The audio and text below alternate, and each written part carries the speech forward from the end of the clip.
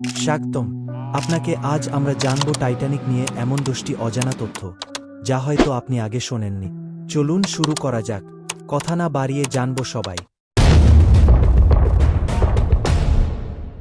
Number 1, টাইটানিকের আসল নাম।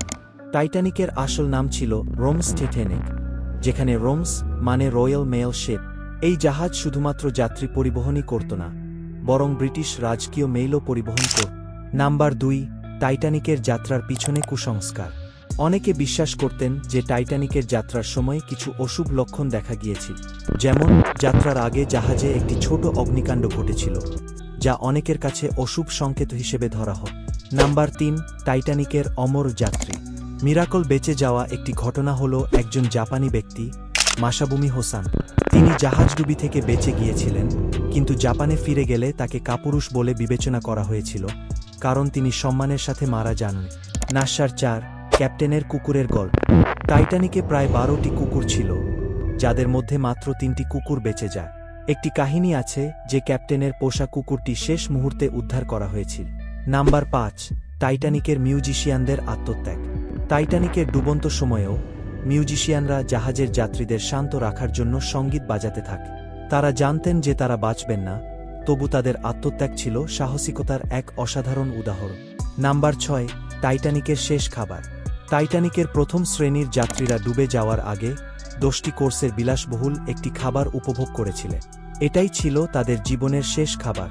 Number 7, Frida হার্টলির বাঁচার গল্প। ফ্রিডা হার্টলি নামে এক যাত্রী টাইটানিক থেকে বেঁচে ফেরে। তিনি মাত্র 2 বছর বয়সী ছিলেন, আর সেই রাতে তার বাবা তাকে লাইফবোটে তুলে দেন, নিজে ফিরে আসতে পারেননি। নাম্বার 8, জাহাজের ডেকের অলঙ্কিত কাজ। টাইটানিকের ডেক ছিল অত্যন্ত বিলাসবহুল, যেখানে মার্বেল পাথরের ফ্লোরিং এবং অত্যন্ত জটিল কাঠের কাজ করা হয়েছিল। কিন্তু এত বিলাসিতা সত্ত্বেও নিরাপত্তার ক্ষেত্রে অবহেলা করা হয়েছিল। নাম্বার 9, তৃতীয় শ্রেণীর যাত্রীদের কষ্ট। টাইটানিকের তৃতীয় শ্রেণীর যাত্রীদের অবস্থা ছিল অত্যন্ত খারাপ।